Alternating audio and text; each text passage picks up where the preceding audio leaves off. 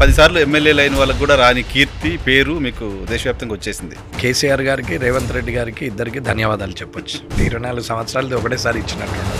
కొడంగల్ గజ్వేల్ని కూడా మర్చిపోయి కామారెడ్డి మీదకి తెలంగాణ దృష్టి మొత్తం వచ్చింది. మీరు అక్కడ పోటీ చేయాలనుకున్నప్పుడు కేసీఆర్ గారు అక్కడికి వస్తానని డెసిషన్ తీసుకున్నారు. ఆ తర్వాత రేవంత్ రెడ్డి గారు అనూహ్యంగా వస్తారో లేదో కన్ఫ్యూజన్ ఉండి చివరిలో ఆయన కూడా ఏమనిపించింది? ఫస్ట్ గెలుస్తాననే ధైర్యం ఉండింది? ప్రోగ్రామ్ చూసినా నా ముఖం చూస్తేనే చెప్తుంది నా ధైర్యాన్ని. ఇద్దరిని కూడా కాదని కేవలం వెంకటరమణారెడ్డి గారినే చూసేలా ప్రజల్ని ఎలా కేసీఆర్ గారికి ఉన్నటువంటి నాలెడ్జ్ కానీ, స్పాంటనియస్ కానీ, వాక్చాతుర్యం కానీ, ఆయనకున్న విజన్ కానీ ప్రాపర్ వేలో రన్ చేస్తే 100% చెప్తున్నాను, ఎవరు కదిపే పరిస్థితి లేదు. సో మీరు బెటర్ చీటర్గా ఉన్నారా మంచోడుగా? నేను మంచోడిగా ఉన్నా, బెటర్ చీటర్గా ఇద్దరు ఉన్నారు కాబట్టి నేను గెలిచాను. ఓకే, ఎంత ఖర్చు పెట్టుంటారు వెంకటరమణారెడ్డి గారు? వాళ్ళ లెక్క నాకేమవసరం అండి. వాళ్ళు ఏదన్నా చేసుకొని మీరు అడ్డం పోవద్దని క్యాడర్కి చెప్పాము. గాలివాటంగా వచ్చిన విజయం కాదు, గాలివాటం వచ్చిన విజయం అయితే వాళ్ళిద్దరి మీద గాలివాటం గెలిచే మనిషిని కూడా కాదు. ఎగ్జాక్ట్లీ సేమ్ టైం విపరీతంగా మనీ ఫ్లో జరిగింది. సరే, నేను పార్టీలు పేర్లు చెప్పను, కానీ అక్కడ మనీ ఫ్లో విపరీతంగా జరిగింది. మీ జేబు నుంచి ఎంత ఖర్చు అయింది? 29 2 సినిమాలు చూశాను ఇంట్లో ఓటీటీలో అని చెప్తున్నాను. నేను భగవంత్ కేసరి చూశాను, స్కంద చూశాను, 2 లంచ్ చేసి నిద్రపోయాను, మళ్ళీ లేచి సినిమా చూశాను. కాట్పల్లి వెంకటరమణారెడ్డి గారు మహాత్మా గాంధీ కంటే గొప్పవాడ, బట్ మీరు నేను రూపాయి ఖర్చు పెట్టకుండా గెలిచాను అని చెప్తాను. గాంధీ గారిని తీసుకొచ్చి రాజకీయాల్లో ముంచేస్తే స్వాతంత్రమే రాకపోతుండే. ప్రజలను కల్పిటన్ని పెట్టేశారు, కరప్టెడ్ అని పెట్టేశారు. డబ్బుకు మందుకు ఓటుకు అమ్ముకుంటారు. 2000కు ఓటు అమ్ముతాడు, 5000కి గాడిది కూడా దొరకలేదని సోషల్ మీడియాలో ఇంకొక పోస్ట్ దీనికి. కానీ కొన్ని చోట్ల మా ఊర్లో డబ్బులు పంచలేదు, మేము ఓట్లు ఏమని ధర్నాలు చేయడం కూడా చూసాం. అమ్మ డబ్బును మించింది లేదు, చిన్ని అమ్మ నేను కూడా చంపేస్తాను, దొంగదారులు దొరుకుతారు. నేను కాన్సెప్ట్ ఏంటంటే మందు డబ్బు లేని అవినీతి రహిత నియోజకవర్గంగా ఏర్పడాలి. ఇటువంటి మాటలు జయప్రకాష్ నారాయణ గారు ఇటువంటి వాళ్ళు చెప్పడం విన్నాం, కానీ వాళ్ళు ఎక్కడే సక్సెస్ అవ్వలేదు. బట్ మీరు చెప్పి సక్సెస్ అయ్యారు, సక్సెస్ మోడల్గా కనిపిస్తున్నారు. ఇలా 67,000 మంది నమ్మి నాకు ఓటేశారు. 1,24,000 మంది నన్ను నమ్మలేదు. సో డబ్బు లేని నీతి నిజాయితీతో కూడిన రాజకీయాలు చేయాలి అనుకున్న వాళ్ళకు వెంకటరమణారెడ్డి గారు ఏం చెప్తారు? 2 మాటలు చెప్పండి. నేను సాటిస్ఫాక్షన్ మోర్ ఇంపార్టెంట్. నువ్వు సాటిస్ఫాక్షన్ లేని లైఫ్ ఎందుకు? నన్ను గెలిపిస్తే 150 కోట్లు ఇక్కడ ఖర్చు పెడతా అనడం బ్రైబ్ కాదా? మీరు ఓటేసినా ఓటేయకున్నా గుళ్ళు, గోపురాలు, సంఘాలు, ఉచిత వైద్యం, ఉచిత విద్య, రైతు సేవా కేంద్రం, రైతు కల్లాలు, ఉచిత శిక్షణ శిబిరాలు ఇవి అవుతాయి. ఇది నేను గెలిస్తే చేస్తా, లేకుంటే చెయ్య. ఓడిపోయిన పార్టీ చేసుకుంటున్న అనాలిసిస్ కానీ గెలిచిన పార్టీ చెప్తున్న మాట కానీ అక్కడ సరిగా పంచలేకపోయాం. ఎవరి విజన్ వాళ్ళకు ఉండాల్సిందే. ఆ విజన్ రైట్ వేలో ఉండాలా, అది పాసిబిలిటీకి దగ్గరగా ఉండాలా, రియాలిటీకి దగ్గరగా ఉండాలి. సరే, నాకు మీరు పర్సనల్గా తెలుసు, అడగకూడదు ఈ క్వశ్చన్, కానీ నేను వ్యూవర్స్ కోసం అడుగుతాను. ఈ భుజాల మీద ఉన్న కాషాయ కండువా 2028 వరకు ఉంటుంది. అలాగే నాకు భారతీయ జనతా పార్టీ రేపు పొద్దున బీజేఎల్పీ అలా, Bharatiya Janata party state president, Bharatiya Janata party నన్ను central minister, Bharatiya Janata party నన్ను ప్రధానమంత్రి చేయాలని నేను అనుకుంటే నా అంత అవలగాడు మాగలగాడు దొరకదు. వాళ్ళ వైపు నుంచి ఒత్తిళ్ళు వచ్చాయి వెంకటరమణారెడ్డి గారు? ఎవరి లైఫ్ వాళ్ళు లీడ్ అయిందా లేదా, ఉదయం లేచినామా, పనులు తమ్ముకున్నామా, స్నానం చేసినామా, మన పని మీద మనం టిఫిన్ డబ్బా కట్టుకొని పోయినాం. ఏంటి పంచకట్టు ఏంటి? బేసిక్గా రాజశేఖర రెడ్డి గారు అంటే ఇష్టం, నాకు పంచ అంటే కూడా ఇష్టం. Part of strategy. ఓవరాల్గా నాకు ఇంట్రెస్ట్ కూడా. ఇష్టం. వయస్సును బట్టి మనం బాడీ లాంగ్వేజ్ మారాలి, మన డ్రెస్సింగ్ మారాలి, మన హెయిర్ స్టైల్ మారాలి, మన పద్ధతి మనం 20 ఏళ్లలో హాఫ్ కటింగ్ పలిగిపోయిన పాయింట్లు వేసుకుంటే బాగానే ఉంటుంది. 60 ఏళ్ళలో వేసుకుంటే ఈడేంద్ర బిచ్చపోడని అనుకుంటారు. దీని దానికే ఉంటుంది.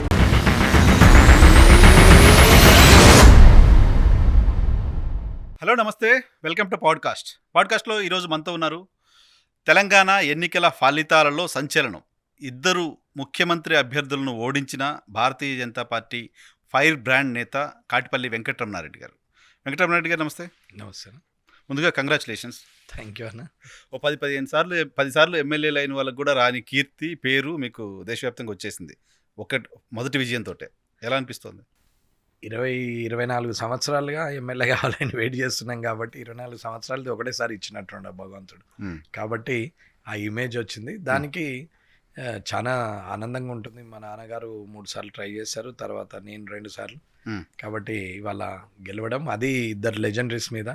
కాబట్టి క్రెడిట్ గోస్ట్, అంటే ఈ సెలబ్రిటీ హోదా వచ్చింది అని అంటే, ఈ గుర్తింపు వచ్చింది అంటే 3 కారణం. ఒకటి, పార్టీ నన్ను నమ్మి ఆ 2 వ్యక్తుల మీద పోటీ చేయడానికి అవకాశం ఇవ్వడం. 2వది, నన్ను నమ్మి నాకు ఓట్లు వేసినటువంటి ప్రజలు. 3వది, 100% అబ్సల్యూట్లీ కేసీఆర్ గారికి, రేవంత్ రెడ్డి గారికి ఇద్దరికి ధన్యవాదాలు చెప్పొచ్చు.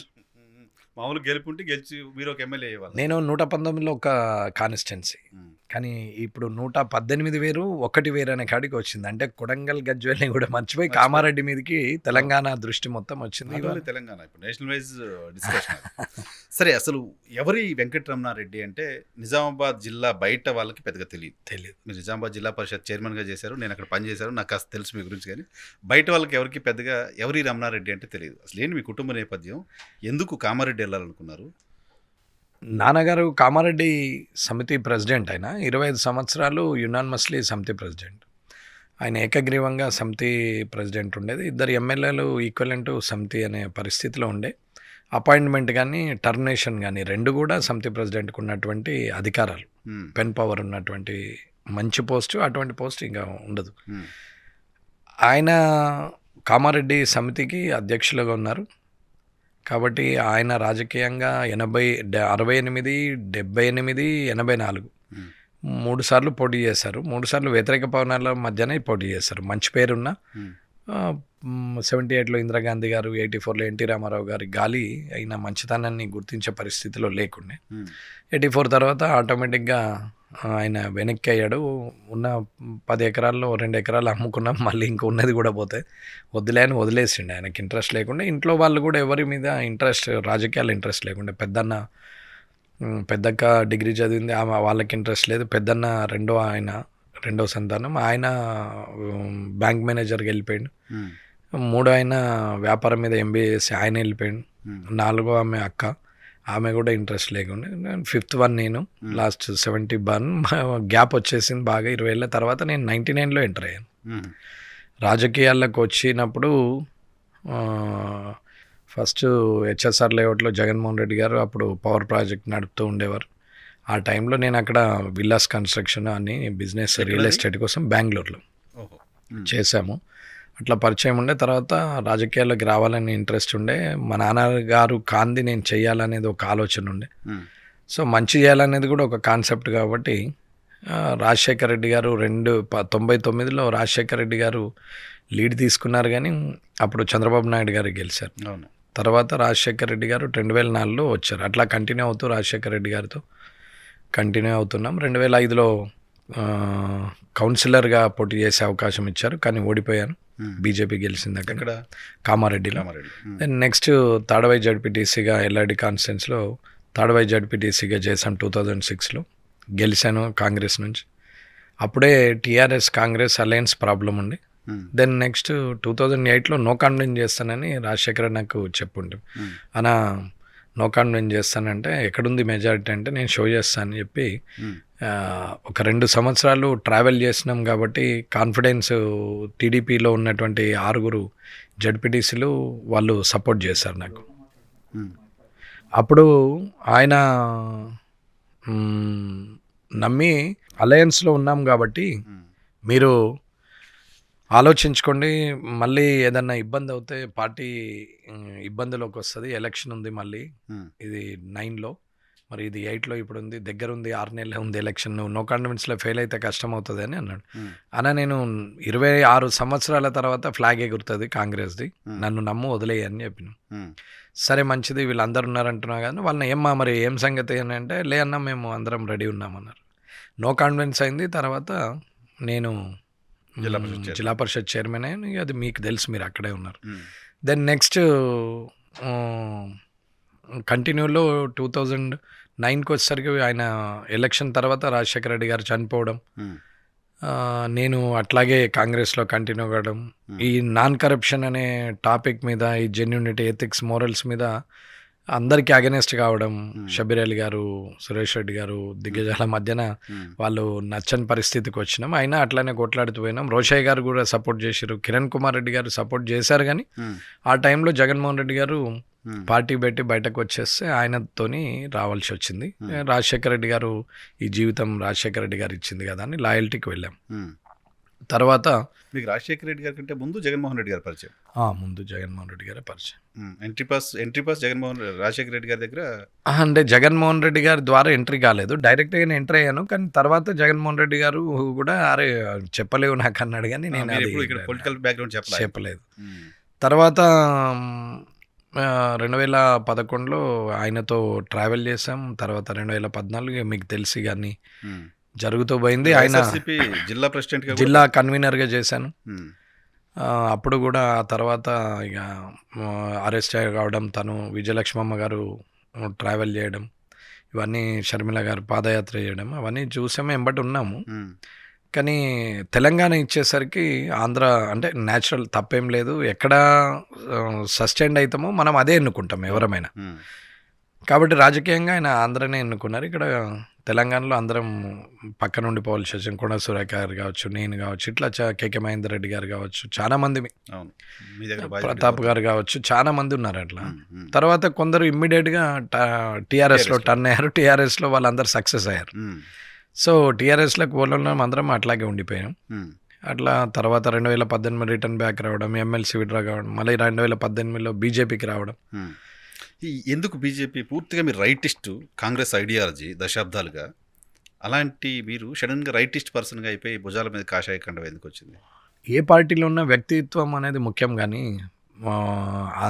లెఫ్టిస్టు, రైటిస్టు, మిడిల్ ఈస్ట్ ఇవన్నీ ఏమీ లేవు. సిద్ధాంతం కూడా వ్యక్తి హ్యుమానిటీ ఉందా లేదా, ఉమ్, 100 మందికి ఉపయోగపడుతున్నామా లేదా, మన వల్ల నలుగురికి నష్టం లేకున్నా, ఉమ్, నలుగురికి లాభం లేకున్నా ఒక్కరికన్నా నష్టం ఉండొద్దు అనేది నా పాలసీ. ఉమ్, మనం 10 మందికి ఉపయోగపడాలి తప్ప మన వల్ల ఎవరూ నష్టపోకూడదు. ఉమ్, ఆ పాలసీ మీద నాకు రిలీజియన్ కానీ క్యాస్ట్ ఫీలింగ్ కానీ రెండు ఉండవు. ఐఎమ్ ఇండియన్ అనేది చెప్పుకుంటాం. ఇంత మంచి ప్రజాస్వామ్య దేశంలో 24 గంటలు ఫ్రీగా తిరిగే దేశం ఇది ఒకటే. ఉమ్, ఏది చేసినా నడిచేది ఇది ఒకటే. ఉమ్, మంచి అయినా ఎక్స్ట్రీమ్ లిమిట్ చేయొచ్చు, ఉమ్. చెడు కూడా ఎక్స్ట్రీమ్ లిమిట్ అయ్యేది. Over independence.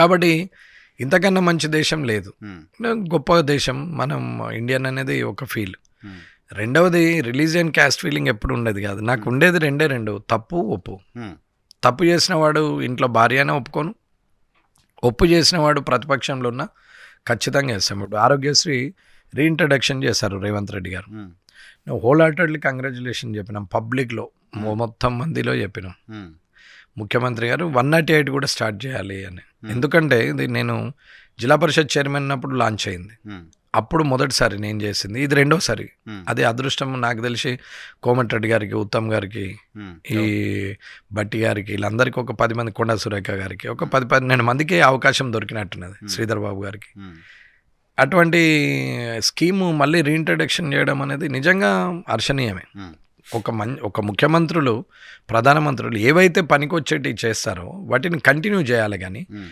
ల్యాండ్ మార్క్ అయిపోయింది, వాళ్ళ పేరే తెలుస్తుంది, నేను దాన్ని క్యాన్సిల్ చేస్తాను అనుకునే ఒక చిన్న నారో మెంటాలిటీస్, ఇది రాజకీయాలకు మంచిది కాదు. ఉమ్. సో మీరు అక్కడ పోటీ చేయాలనుకున్నప్పుడు, కేసీఆర్ గారు అక్కడికి వస్తానని డెసిషన్ తీసుకున్నప్పుడు, ఆ తర్వాత రేవంత్ రెడ్డి గారు అనూహ్యంగా వస్తారా లేదో కన్ఫ్యూజన్ ఉండి చివరిలో ఆయన కూడా ఏమనిపించింది? ఫస్ట్ గెలుస్తాననే ధైర్యం ఉండిందా? అట్లేం 100% నేను గెలుస్తానే నమ్మకం. నా ఏ ప్రోగ్రామ్ చూసినా నా ముఖం చూస్తేనే చెప్తుంది నా ధైర్యాన్ని. ఉమ్, నేను ఎక్కడ కూడా డిఫెన్స్లో పడలేదు, నేను గెలుస్తానే అనుకున్నాను. ఉమ్, నేను 100% గెలుస్తామని అనుకున్నాను. నేను ఇప్పుడు చెప్తే వినే వాళ్ళకి కొత్తగా ఓవర్ కాన్ఫిడెన్స్ అనిపిస్తుండొచ్చు, కానీ నా కాన్ఫిడెన్స్ నా ప్రజలు. ఉమ్, నేను 5.5 సంవత్సరాలుగా వాళ్ళతోని ఒక ఇంటి మనిషిగా మెదిలినాం. ప్రతి ఒక్కరూ మా అక్క చెల్లెళ్ళు మా అన్నని అన్నంత ఇదిగా నన్ను టచ్ చేస్తూ నాతో ఫోటోలు దిగేవారు. నా దగ్గరికి వచ్చి అన్న అని చేయబట్టి గుంజుకొని మాట్లాడేవారు. ఉమ్, ఇట్లా దూరం నుంచి ఒర్రడము అట్లాంటి పని ఎప్పుడు చేయలేదు. ఉమ్, చేయబట్టి గుంజుకొని మధ్యలోకి తీసుకుపోయి మాట్లాడేవారు. అంటే ఆ లీనియన్స్ ఉన్నప్పుడు ఓన్ అయితేనే ఆ పని చేస్తారు. ఉమ్, ఉమ్, కానీ అంత అటాచ్మెంట్ పెరిగిన తర్వాత వాళ్ళ సమస్యలు ఏ సమస్య ఉందో ఆ సమస్య పరిష్కారానికి నేను కృషి చేసినా వాళ్ళకు లాభం కూడా జరిగింది. ఉమ్, కాబట్టి వాళ్ళందరూ కూడా మాస్టర్ ప్లాన్ కావచ్చు, ధరణి కావచ్చు, డబుల్ బెడ్రూమ్ కావచ్చు, మక్కల కొనుగోలు కావచ్చు, వరి కూరి కావచ్చు, సన్నబదొడ్డు బియ్యం కావచ్చు, ఏది ఉన్నా అన్నీ మీరు చేశారు. మీరు అక్కడ ఎమ్మెల్యేగా పోటీ చేస్తున్నారు. కానీ 9.5 ఏళ్ళుగా ప్రభుత్వాన్ని పాలిస్తున్న ఓ వ్యక్తి, రాష్ట్రంలో చాలా అభివృద్ధి సంక్షేమ కార్యక్రమాలు అమలు చేస్తున్నా అని చెప్తున్న వ్యక్తి, కొత్తగా మేము వస్తే ఇంకా చాలా చేస్తున్నాం, ఆయనే ముఖ్యమంత్రి క్యాండిడేట్ అని ప్రొజెక్షన్లో ఉన్న ఒక వ్యక్తి, వాళ్ళిద్దరినీ కూడా కాదని కేవలం వెంకటరమణారెడ్డి గారినే చూసేలా ప్రజల్ని ఎలా ఆకట్టుకున్నారు? ఇక్కడ రెండు గమనించాలా. అంటే నేను చెప్పేది నిజమా కాదా అంటే నేనైతే 100% నిజం అనుకుంటున్నాను. టీఆర్ఎస్ చేసినటువంటి కార్యక్రమాలన్నీ రాత్రికి రాత్రి without pilot project, model project అనేది లేకుండా ఇమ్మీడియట్గా లాంచ్ చేయడం, ఉమ్, రాత్రి అనుకోవడం, పొద్దున ఇంప్లిమెంట్ చేయడం. ఉమ్, అది ఆఫీసర్స్ అందరు సార్ ఓకే సార్ అని అంటారు, కానీ అది ఫ్రూట్ఫుల్గా రిజల్ట్ వస్తుందా రాదా అనేది ఒక పైలట్ ప్రాజెక్ట్ చేయాలా. ఎక్కడన్నా పైలట్ ప్రాజెక్ట్ చేశారా? ఏ స్కీమ్కైనా ఏది చేయలేరు. రాత్రి అనుకుంటారు, ఉదయం లాంచ్ చేసేస్తారు.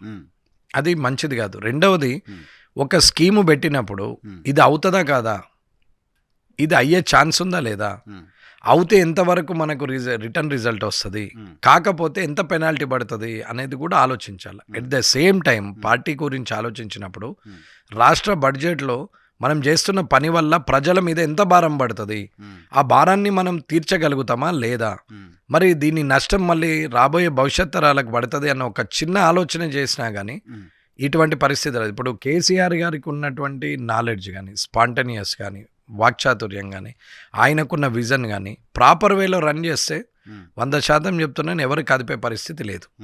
కదపరు కూడా, కదిపే ఛాన్సే లేదు ఆయన.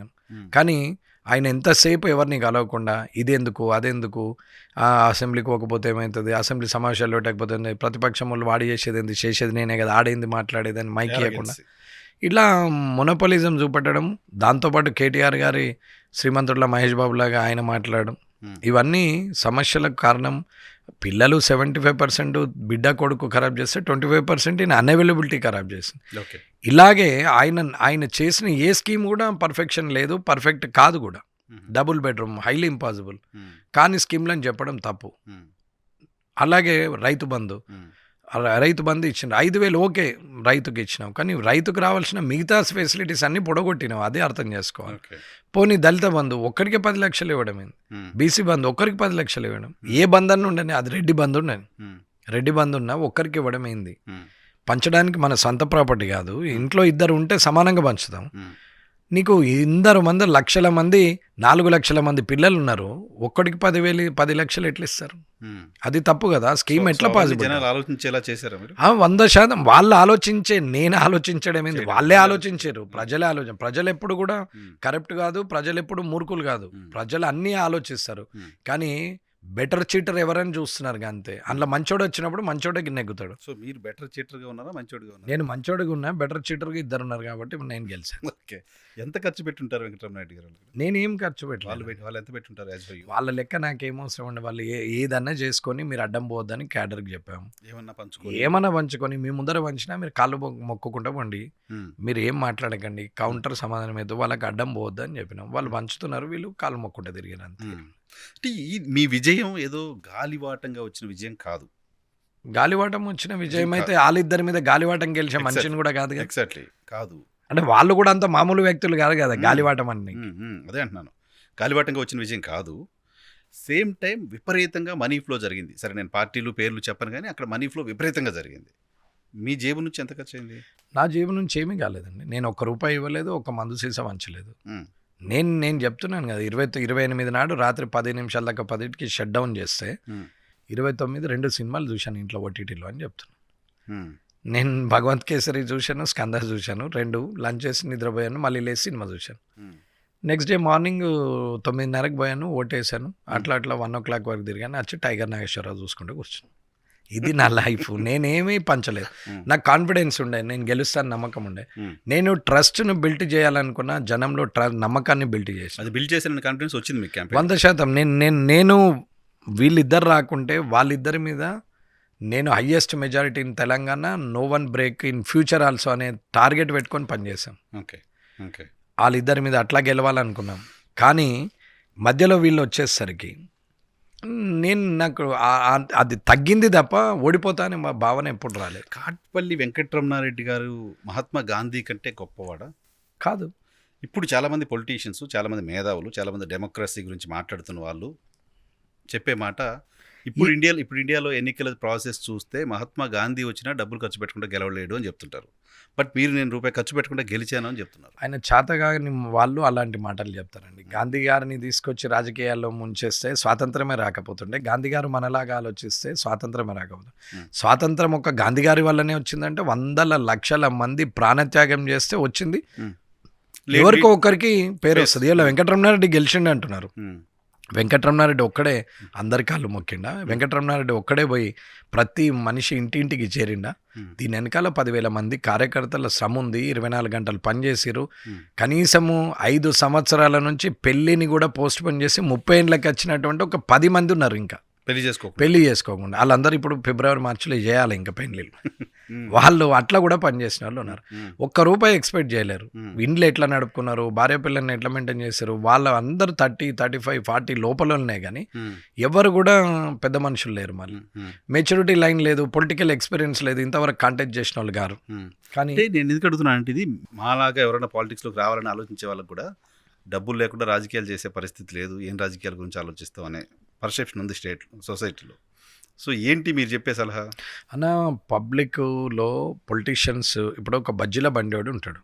సరే, ఇక్కడ ఇడ్లీ బండి రోడ్ మీద రోడ్ నెంబర్ 12 2లను ఏదో ఒక ఇడ్లీ బండి ఉంటుంది, నైట్ నడుస్తూ ఉంటుంది. ఆయన దగ్గరికి పోయినా, అన్న నీది రోజు వచ్చి తింటారు, రోజు 100 మంది తింటుంటారు, ఎంతమంది మిగులుతుంది అన్న నీకంటే? ఏముంటుందన్న, పొద్దున్న కలిసి ఇద్దరికి కష్టపడితే 2,000 ఉంటుందని చెప్తాడు, కానీ 20,000 ఉంటుందని చెప్పడు. ఒకవేళ 20,000 అంటే పక్కన బండి పెట్టేస్తాం వెంబటిని. మనం కూడా పోతే పని పెట్టుకున్నా సరే 5,000 ఆయనకి 5,000 మనకి. అట్లాగే రాజకీయ నాయకుడు కూడా కోట్ల రూపాయలు అవుతాయి అని చెప్తేనే ఇంకొకటి పోటీకి రాడు.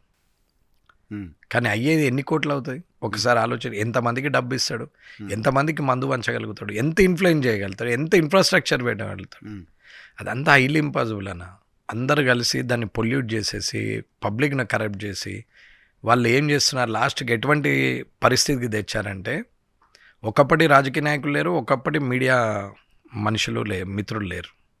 ఇప్పుడు ఏమైపోయింది, ఖద్దరు బట్టలను చూస్తే వీడు లంగా అనే, వీడు వచ్చిండా, వీడు ఏం అడుగుతాడో అనే ఆలోచన.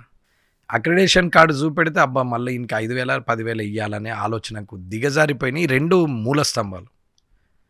ఈ సొసైటీలో రాజకీయ నాయకులు చేసే మంచి పనులు అవి చేయడం మానేసి డబ్బులు ఎంబటపడ్డారు. ఏదైతే రాజకీయ నాయకులు చేసిన అవినీతిని ప్రజలకు చెప్పాల్సినటువంటి మీడియా ఏదైతే ఉందో అది కూడా వ్యాపారంగా మారిపోయి వాళ్ళు కూడా వీళ్ళతోని కొల్యూట్ అయిపోయి ప్రజలకు ఏం చేయలేని పరిస్థితికి వచ్చారు. ఈ 2 స్తంభాలను పొల్యూట్ చేసింది ఎవరు? రాజకీయ నాయకులే కదా. ఈ ఒత్తిడి వల్ల బ్యూరోక్రాట్లు కూడా కరప్టెడ్ అయిపోయారు. 3వ స్తంభం పోయిందా? ఇక ఉంది ప్రజలను కల్పిటన్ని పెట్టేశారు, కరప్టెడ్ అనే పెట్టేశారు. డబ్బుకు మందుకు ఓటుకు అమ్ముకుంటారు. 2,000కు ఓటు అమ్ముతాడు, 5,000కి గాడిది కూడా దొరకలేదని సోషల్ మీడియాలో ఇంకొక పోస్ట్ దీనికి. కానీ కొన్ని చోట్ల మా ఊర్లో డబ్బులు పంచలేదు, మేము ఓట్లు ఏమని ధర్నాలు చేయడం కూడా చూసాం అన్న. ఒక ఇంట్లో 4 ఉంటే 3 ఉంటే మనిషికోలాగా ఉంటాం. ఒకడు తాగుబోతుంటాడు, 2 మంచోళ్ళు ఉంటారు. అయితే ఆ కుటుంబం మొత్తం తాగుబోతుల కుటుంబం అట్లుండదు కదా. సమాజంలో 10% ఉంటారు. వానికున్న ఎన్విరాన్మెంట్లో, వానికున్న సిచ్యువేషన్లో, వానికున్న ఇబ్బందులలో ఎవరు సాయం చేయనప్పుడు ఒక ఫ్రస్ట్రేషన్ ఉంటుంది. ఆ ఫ్రస్ట్రేషన్ ఇట్లా మారుతుంటుంది వాళ్ళకు. యాంటీ సోషల్ ఎలిమెంట్ అంటాం. ఎందుకంటాం? పుట్టుకతో ఎవరు యాంటీ సోషల్ ఎలిమెంట్ కాదే, పరిస్థితులు అట్లా ఉంటాయి. ఇప్పుడు ఒక ఇండస్ట్రీ పెట్టాలంటాం, ఇన్ఫ్లుయెన్స్ లేదు, డబ్బు లేదు, టాలెంట్ ఉంది, మరి ఎట్లా ఎక్స్పోజర్ వస్తుంది? ఏమి చేయలేని పరిస్థితి. ఇన్ఫ్లుయెన్సా చేయలేవు, ఆ రిలేషన్ లేదు, డబ్బులా పెట్టలేవు, కరప్షన్కు చేయలేవు. మరి టాలెంటెడ్ ఏదైనా చేయగలుగుతాడు, కానీ ఎక్స్పోజర్ ఎవరు ఇవ్వాలా, ఎవరు గుర్తించాలా? ఓ ఫ్రస్ట్రేషన్ వస్తుంది. అమ్మ డబ్బును మించింది లేదు, నేను కూడా చంపేస్తాను, దొంగదారులు దొక్కుతాను. దీన్ని ఆపాలనేది నా ఆలోచన. ఎక్కడైతే సమస్య ఉందో ఆ సమస్యను పరిష్కరించే దిశగా జనం మారాలంటే జనం అనేది సముద్రం. ఈ సముద్రాన్ని మార్చడానికి ప్రయత్నం చేసే కన్నా సముద్రంలో చుక్కలంటే రాజకీయ నాయకుడు, విషపు చుక్కలంటే రాజకీయ నాయకుడు మారితే సరిపోతుంది కదా, సముద్రం ఫేరే ఉంటుంది కదా. ఈ రాజకీయ నాయకులు మారాలంటే ఎక్కడో దగ్గర మొదలు కావాలి. మరి ఇది ఆ ప్లాట్ఫామ్ కోసం వెతికినాం, భారతీయ జనతా పార్టీ ఇచ్చింది. సక్సెస్ కావడానికి 5.5 సంవత్సరాలు శ్రమించినాం, ఆలోచించేటట్టు మోటివేషన్ చేసినాం. ఒక కార్యకర్త అన్న పెట్రోల్ వస్తాడు అని అంటారు, వీడికి లక్షిస్తే 50,000 వంచిండని బదనాం చేస్తారు లీడర్లు. అసలు నువ్వు లక్షించుడే తప్పు, మీదికెళ్ళి వాడు తిన్నాడని 2వ తప్పు. నువ్వు 5 సంవత్సరాలు పని చేయించుకుంటావు, జీతం ఇయ్యలేవు కదా, పేడ్ వర్కర్ కాదు కదా, తింటే తిన్నాడేమో నీ ఆస్తి జరంతా, తప్పేముంది దాంట్లో? దాన్ని బ్రైబ్ కింద ఎట్లా అంటావు? ఫ్రీ సర్వీస్ అనుకోవచ్చు కదా, గిఫ్ట్ అనుకోవచ్చు. బ్రైబ్ చేస్తున్నప్పుడు దానిలో మళ్ళీ అతన్ని బ్రైబ్ అనడం ఏంది? కార్యకర్త యోగక్షేమాలు నువ్వు చూస్తే ఎందుకు నిన్ను డబ్బు అడుగుతాడు? ఇవాళ పెట్రోల్ ఇస్తే వస్తారు, తాగితే వస్తారు, కార్యకర్తలు రారు అంటే నేను లెక్కేసి చెప్పినాం అన్నట్టు. అన్న మరి నేను నెలకు 3 మీటింగ్లు పెడతా, ₹100 పెట్రోల్ వస్తాం, ₹300. 3 సార్లు మీటింగ్ పెట్టినప్పుడు 3 సార్లు తాగిపిస్తారు, ₹200, 600, 900, 12 టోములు ఉంటుంది, ₹10,000 సంవత్సరానికి. 5 సంవత్సరాలకి 50,000. ఈ 50,000తో నీ ఇంటి ఖర్చు ఎంత ఉంటుంది మంత్లీ అంటే 15,000, అంటే 3 నెలల ఖర్చు కాదు. అంటే ఇంకా 57 నెలలు నువ్వు నీ కష్టం మీద బతుకుతున్నావు. ఈ 3 నెలల కోసం 57 నెలలను ఎందుకు తాకట్టు పెడతావు, ఎందుకు దిగజారిపోతావు? నువ్వు వస్తే నాకు గజ్జుమానాలి, కానీ నువ్వు వస్తే అబ్బా వీనికో 1000 ఇస్తే ఈడు పని చేస్తారా అనే ఫీలింగ్ వస్తే ఎట్లా అన్న మాట అర్థం చేసుకోండి అని చెప్పిన. కొత్తలో వీడేంద్రా మెంటల్ ఉన్నాడు అనుకున్నారు, మెల్లిగా అవును కదా అనుకున్నారు. తర్వాత వాళ్ళు ముందు మోటివేట్ చేశారు, మోటివేషన్ ఇచ్చారు. అంతే. క్యాడర్ స్ట్రెంత్ అంటే అదే. క్యాడర్ స్ట్రెంత్ అంటే క్యాడర్ను జమ చేసి 10,000 మందిని తయారు చేసేదేమో మెంటల్గా స్ట్రాంగ్. అది కాదు, మెంటల్లీ వాళ్ళకు ఫైనాన్షియల్గా, ఫిజికల్లీ, మెంటల్లీ వాళ్ళు మెచ్యూర్డ్ లెవెల్కి తీసుకొచ్చినాం. కరెక్టే కదా, నా దగ్గర ఏం లేదు, నా దగ్గర ఉంది కదా, నేను ఒక్కనాడు కైకిలు పోతే నాకు 300 వస్తాయి, వీడిచ్చే 100తో నాకేం వచ్చాయి అనే ఆలోచనకు తీసుకొచ్చిన. నెలకు 10,000 సంపాదించే నేను లేబర్గా నేను వీని దగ్గర 900కి ఎందుకు చాకరీ చేయాలా అనేది నేను స్లోగానే అదే పెట్టి మాట్లాడాను. రేపు పొద్దున మీరు లోకల్ బాడీ నాది గెలిపించే బాధ్యత నాది. మీరు బట్టలు వేసుకోండి అంతే. లోకల్ బాడీలో కూడా డబ్బులు పంచనే కొత్త రాజకీయాన్ని కామారెడ్డి నుంచి తీసుకొస్తున్నారు మీరు.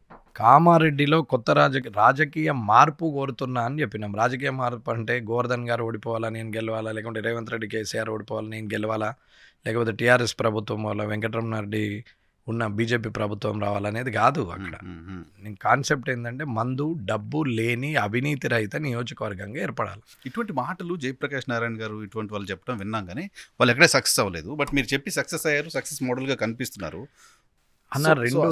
అలా పాలిటిక్స్ చేయాలనుకుంటున్న వాళ్ళకు కామారెడ్డి బయట వాళ్ళకే తెలియదుగా మీరు ఏం చేశారు అక్కడ ఏంటి అంటే. ఇప్పుడు అందుకే కదా మీడియాలో ఎవరు అడిగినా మాట్లాడుతుంది, ఎందుకు టైం ఇస్తాం, అంతకుముందు టైం ఇవ్వకపోతుంది, ఇప్పుడు ఎందుకు టైం ఇస్తాం అన్నమాట బయట తెలవాలి అంటే. అది మధ్య మార్గము మీడియా తప్ప వేరే ఛాన్సే లేదు. నేనేమి మైకులు పెట్టుకొని ఊరు తిరిగేందుకు ఇదేం కుదరదు కదా. కంపల్సరీ ఇప్పుడు ఇవాళ మీకు ఇంటర్వ్యూ ఇస్తున్నాం, ఇది పబ్లిక్ లో ఎస్టాబ్లిష్ కనీసం 10,000 మంది, 20,000 మంది, 50,000 మంది వింటారు. చెప్పాలి, 1,00,000 మంది విన్నర్ అనుకోండి, మీ స్టేటస్ని బట్టి, మీకున్న రెప్యుటేషన్ బట్టి. 1,00,000 మంది అంటే 10,000 మంది అర్థం చేసుకుంటారని అనుకుంటారు. 10% ఎక్స్పెక్టేషన్. ఆ 10,000 మందిలో 5,000 మందికి ఆలోచన వచ్చింది అనుకో, అందులోకెళ్ళి ఒక 1,000 మంది మారినరు అనుకోండి, సరిపోతుంది, స్టార్ట్ అయినట్టే కదా. 1,000 మందితో 1,00,000 ఒక్కటేసారి మారాలని కోరుకుంటారు. 100 మంది మారినా చాలు. ఇలా 67,000 మంది నమ్మి నాకు ఓటేసారు. 1,24,000 మంది నన్ను నమ్మలేదు. నేను ఆ 1,24,000 మంది ఈ 5 సంవత్సరాల్లో నన్ను నమ్మేటట్టు చేసుకోవడమే నా బాధ్యత. కానీ ఈ బూతులో రాలేవు, ఆ బూతులో రాలేవు, ఆ ఊర్లో వేయలేరు, ఈ ఊర్లో వేయలేరు, ఆ కులమేలే, ఈ కులమేలే, ఆ సంఘమేలే, ఈ సంఘమేలే, ఇది మళ్ళీ రాజకీయం ముచ్చట. వానికి పని చేయొద్దు, వీనికి పని చేయొద్దు, ఏంది అది? సో డబ్బు లేని నీతి నిజాయితీతో కూడిన రాజకీయాలు చేయాలి అనుకున్న వాళ్ళకు వెంకటరమణారెడ్డి గారు ఏం చెప్తారు? రెండు మాటలు చెప్పండి. అంటే చదువుకున్న ప్రతి వ్యక్తి సాఫ్ట్వేర్ ఇంజనీర్ సైడ్ ఎంత అయితే ఈజీగా పోతున్నారో అంతే ఈజీగా రాజకీయాల్లోకి రావాలి. వీకెండ్స్లో ఏదైతే ఎంజాయ్ చేస్తున్నారో అది సామాజిక బాధ్యతగా వహించి, కనీసము వీకెండ్లో సాటర్డే ఎంజాయ్ చేయి, సండే కనీసం నువ్వు సామాజికంగా బాధ్యత చెయ్యు అని చెప్తున్నాం యూత్కి. 1,00,000 జీతం ఉందా, 2 లక్షల జీతం ఉందా, 5 లక్షల జీతం ఉందా, నువ్వు ఏ కార్లో తిరుగుతున్నావు, ఏ పబ్లో తింటున్నావు, ఏ ఫ్యామిలీతో నువ్వు వీకెండ్స్ ఎంజాయ్ చేస్తున్నావు అనేది సెకండరీ. చెయ్యి, ఎంజాయ్ చేయాలి. మనిషి పుట్టినప్పుడు సంతోషంగా ఉండాలి. ప్రపంచం చాలా విశాలమైనది, చాలా అందమైనది, అన్నీ చూడాలి. కానీ దాంతోపాటు సామాజికంగా బాధ్యత ఉండాలనేది నేను కోరుకుంటాను. ఒక స్కూల్ ఉంది, ఆ స్కూల్లో చదివావు, ఆ ఊర్లో పుట్టి పెరిగావు, ఆ కులంలో పుట్టావు, బాగా సంపాదించి కామారెడ్డి నుంచి అమెరికా దాకా వెళ్ళినాం అనుకుందాం, లేకుంటే పల్లెటూరు నుంచైనా అమెరికా దాకా వెళ్ళిరు.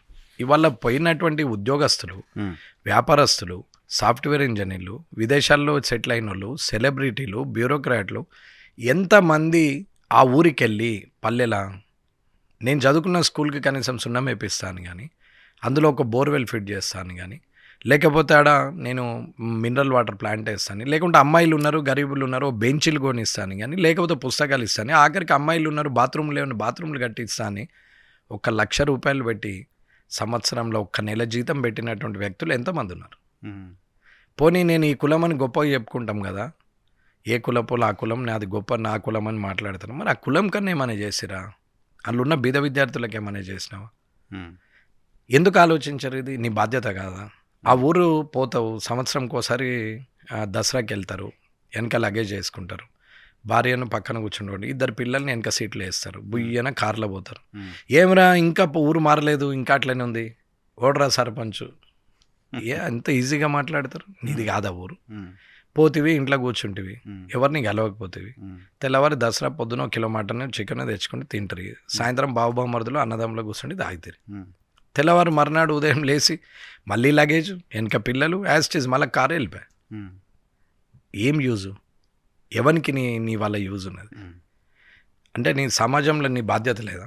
కామెంట్ చేసినప్పుడు రెస్పాన్సిబిలిటీ ఉండాలని నేను అంటున్నాను. చదువుకున్న వ్యక్తులకి ఇంత పూర్తి బాధ్యత రహితంగా ఉన్నప్పుడు, సంపాదిస్తున్నటువంటి వ్యక్తి రూపాయి లేనప్పుడు ఊర్లలో ఇబ్బంది పడ్డ వ్యక్తి, 1,00,000 సంపాదించినా సాటిస్ఫాక్షన్ లేదు, 10 లక్షలు సంపాదించినా సాటిస్ఫాక్షన్ లేదు, 1 కోటి సంపాదించినా సాటిస్ఫాక్షన్ లేదు, ఒక్క కారు లేనప్పుడు కారు గురించి కలగన్నటువంటి వ్యక్తి 2 కార్లు 3 కార్లు, 1 ప్లాట్ 2 ప్లాట్లు 3 ఫ్లాట్లు, తర్వాత ఇల్లు, ఆఖరికి ఈ మూల ఆ మూలకెళ్ళి బంజారా హిల్స్ దాకా మనమే ఉంటే నువ్వు ఎప్పుడు పెడతావు మరి మనిషికి? ఎవరి కోసం అదంతా? సో థాట్ ప్రాసెస్ మారాలి. 100%. Satisfaction more important. నువ్వు సాటిస్ఫాక్షన్ లేని లైఫ్ ఎందుకు? ఒక్కసారి 10 మందికి సాయం చేసి చూడు, ఒక్కసారి ఆ ఊరికి పోయి చూడు, ఒక్కటే సంవత్సరం నువ్వు పోయి 1 నెల జీతం నీకు 5 లక్షలు ఉండని, 3 లక్షలు ఉండని, 1,00,000 ఉండని, 10,000 ఉండని. ఇక్కడ ఎంత అమౌంట్ అనేది కాదు, 12 నెలల జీతంలో 11 నెలలు ఇంటికి, నా కుటుంబానికి, 1 నెల మాత్రం నా ఊరికి, నా స్కూల్కో, నా కుటుంబాన్ని, నా కులానికో అనుకుంటే ఏమవుతుంది? సో ఆలోచన ఎందుకు చేయరు? ఎంతసేపు హైదరాబాద్లోనే ఉంటే ఎట్లా, ఎంతసేపు విదేశాల్లోనే ఉంటే ఎట్లా? ఎవరి కోసం అసలు మీ గొప్పతనం ఎవరికి? చేస్తున్న వాళ్ళు ఉన్నారు, పర్సంటేజ్ పెరగాలి. చేస్తున్న వాళ్ళు లేరు అంటలేను, కానీ it is a very lowest, చాలా తక్కువ నామినల్. అది కూడా నేను చేసినా అనుకోకుండా ఇది నా బాధ్యత అని చేసిన వాళ్ళే గొప్పోళ్ళు. నేను మొన్ననే 1 లక్ష ఇచ్చిన మా ఊరికి, నేను 1,00,000 ఇవ్వమని అట్లా 1,00,000 రూపాయల పని చేపియు అంటున్నా, వెళ్ళి ఉండి విచ్ ఈస్ ద నీడ్, అసలు ఏది ఇంపార్టెంట్ అనేది తెలుసుకొని ఉండి 4 రోజులు నిలబడి చేపిచ్చిరా. అంత టైం లేకపోతే ఎట్లా? సో ఇప్పుడు మీకంటూ ఒక స్పెషల్ మేనిఫెస్టో ఏదో పెట్టినట్టున్నారు, ఎంత 150 crores వర్త్ ఆ మేనిఫెస్టో పెట్టెళ్ళారు. ఈ పార్టీ మేనిఫెస్టో కాకుండా మీ మేనిఫెస్టో ఇండివిజువల్గా ఇవ్వాల్సిన అవసరం ఎందుకు వచ్చింది అక్కడ? ఇప్పుడు ఉచిత వైద్యము, ఉచిత విద్య, రైతు సేవా కేంద్రం అంటే రాజు లాంటి రైతు ఉండాలి, రైతే రాజు కాదు. ఉచిత శిక్షణ శిబిరం, ఇందులో చదువు అబ్బరాని నాలాంటి వాడు సగం చదివి వ్యాపారం చేయాలా లేకుంటే ఇంకోటి చేయాలా అనుకుంటాడు, వాడికి చదువు రాదు. కనీసం వానికి ఉచిత శిక్షణ శిబిరం ఇస్తే ఏదైనా పని చేసుకోగలుగుతాడు. ఒక సోర్స్ క్రియేట్ చేస్తున్నాం, ఎక్కడైనా పోయి బతకగలుగుతాడు. అలాగే ఉచిత వైద్యం, ఉచిత విద్య, ఒక మనిషికి కాస్ట్లీయెస్ట్ ఎక్స్పెండిచరు లైఫ్లో మోర్ దెన్ 50% అనేది ఈ రెండే. అవును, వేరే అన్నీ వాడికి కొవ్వెక్కి చేసుకునే పనులు. అందుబాటులో లేని కారు కొనుక్కుంటాను మనడు, మన స్థాయి కానీ దాంట్లో మనం ఉండాలని అనుకోవడం, ఇదంతా కొవ్వెక్కిన పని.